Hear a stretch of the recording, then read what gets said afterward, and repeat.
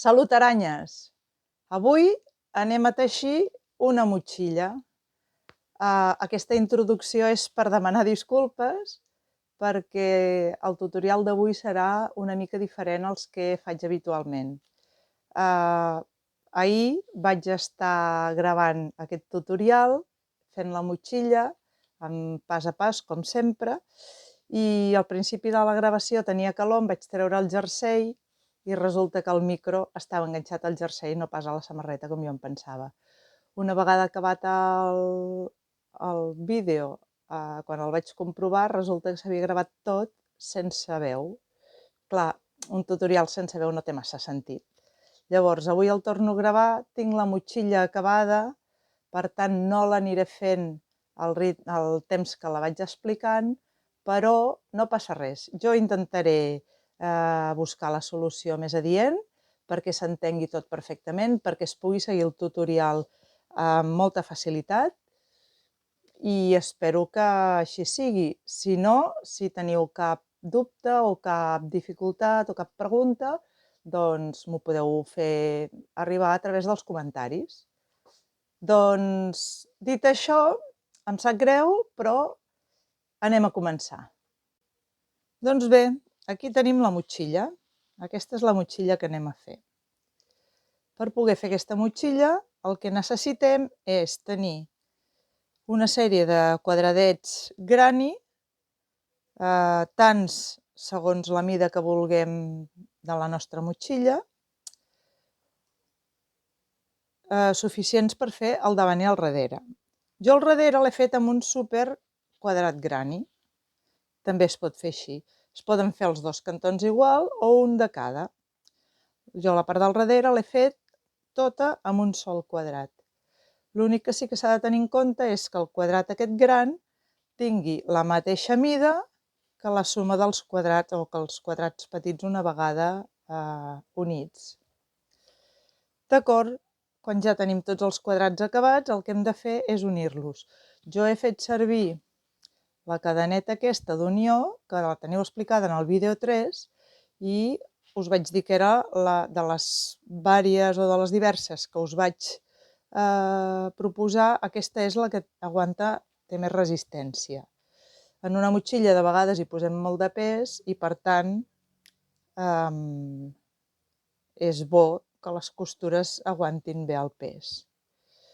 Una vegada acabades les unions dels granis petits, el que he fet ha estat fer tot el baix una passada de punts alts, tant al davant com al darrere, perquè dona com una sensació de més ben acabat, no?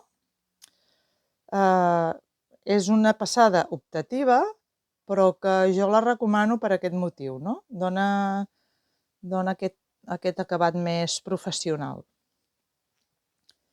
Doncs bé, tota la passada de punts alts. A continuació, què fem?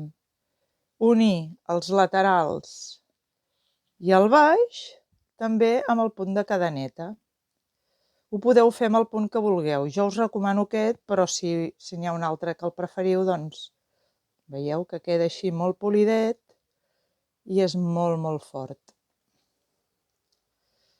D'acord, ja tenim la bossa que té els laterals i els baixos lligats, units, i la boca oberta. Anem a veure què fem amb la part de dalt. La part de dalt, imaginem que això és la motxilla, d'acord? Que ja està unida banda i banda i que podem obrir la part de dalt. A la part de dalt el que hi farem serà primer una passada pel cordó i després una passada per fer un acabadet. La passada del cordó com serà? Doncs serà fent 3 punts alts i grups de 3 punts alts separats per una cadeneta. Ui, què ha passat aquí? D'acord. 3 punts alts.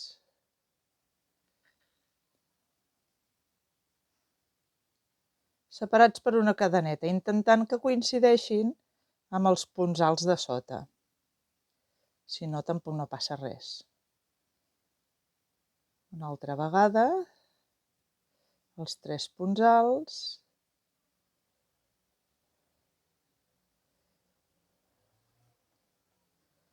i una cadeneta. I així anirem fent tot el tomb, al davant i al darrere, a tota la motxilla, tota la boca de la motxilla, fins que tornem a estar en el mateix lloc, el punt de partida, diguem, d'aquesta passada superior. D'acord? Jo ho deixo aquí, que per fer la mostra. Val? Doncs el que farem és, farem tot el tomb i quan arribem al final tanquem la volta. Sense tallar el fil, seguint amb el mateix fil,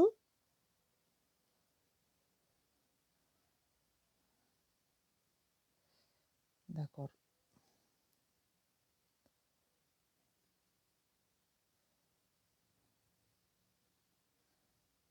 D'acord. Aquí faríem 3 punts baixos que coincidirien amb els 3 punts alts que hem fet abans, 1,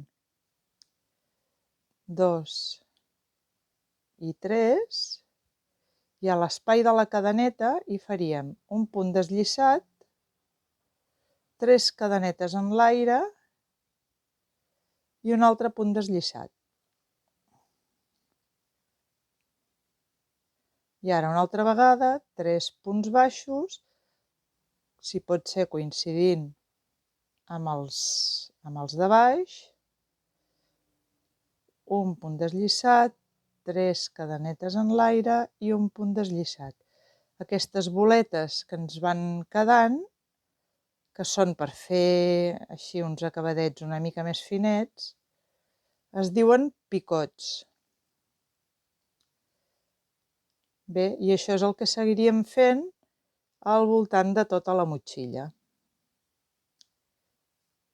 Veieu que ens queden així com unes rodonetes, que venen a ser aquestes rodonetes que ens han quedat aquí a banda i banda.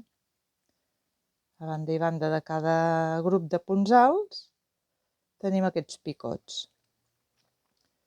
D'acord, una vegada acabem tots els picots de la passada superior, tanquem la passada i rematem la llana. La següent tasca que anem a fer és el cordó.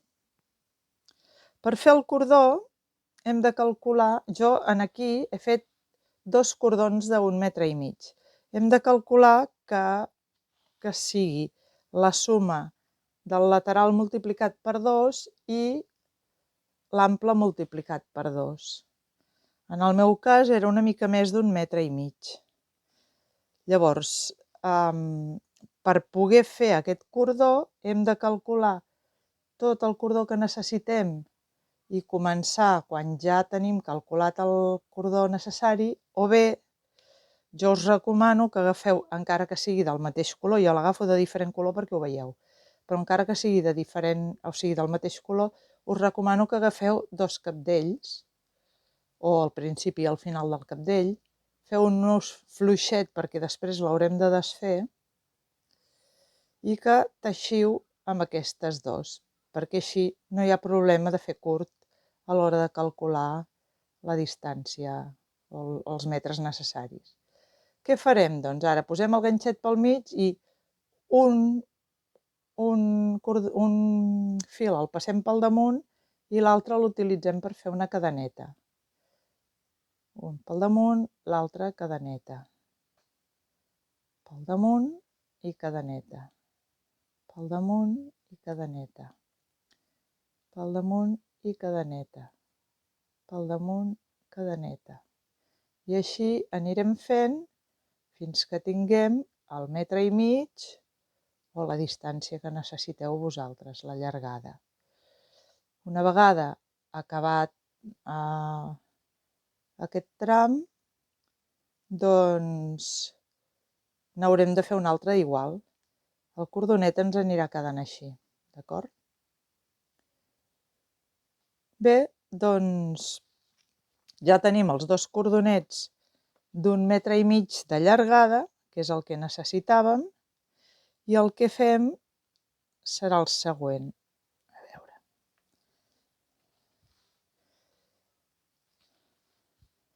Agafarem un extrem d'un dels cordons i el anirem passant amb ziga-zaga, 3 per sota, 3 per sobre, 3 per sota, 3 per sobre, els punts alts, i anirem passant el cordó d'aquesta manera. Ho veieu? Així, ziga-zaga, ziga-zaga, ziga-zaga, fins que torni una altra vegada al nostre cantó. Una vegada que ja tenim les dues puntes aquí, agafem la punta del davant i el baix de la motxilla. Des de la part del darrere i aprofitant els forats del mateix teixit, punxem amb el ganxet, enfilem el cordó i ens l'enduem cap enrere. Una vegada aquí al darrere, ajuntem les dues puntes i fem un nus. Un nus que no sigui, o sigui, que sigui prou gran perquè no passi un altre cop per aquest forat, d'acord? I aquí ens queda aquesta nansa.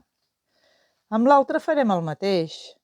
El passarem, intentarem passar-lo pel mateix lloc on hem passat el primer cordó. I així se'ns va veient els 3 punts alts i els 2 cordonets, d'acord? Anem passant fent ziga-zaga tota la volta. Quan tenim les 2 puntes, fem el mateix procés. Amb el ganxet agafem la punta del davant, la tirem enrere i fem un nus. I amb això, en principi, tenim acabada la motxilla.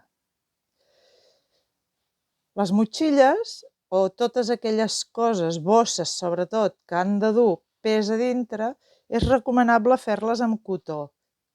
El cotó no cedeix, no és elàstic. La llana sí. Llavors el cotó té menys possibilitats de desgangalar-se i d'agafar males formes. Tot i això, jo us recomano teixir els quadrats granis i tot el que conforma la motxilla amb un ganxet un número més petit del que utilitzaríeu habitualment, perquè els grupets aquests de granis us quedin apretadets i tota la bossa us quedi així apretadeta.